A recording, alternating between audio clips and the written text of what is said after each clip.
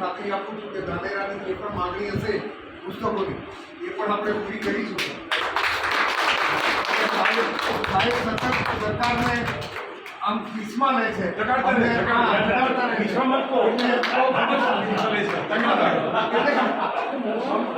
અમને બહુ કંટ્રોલમાં રાખ્યો.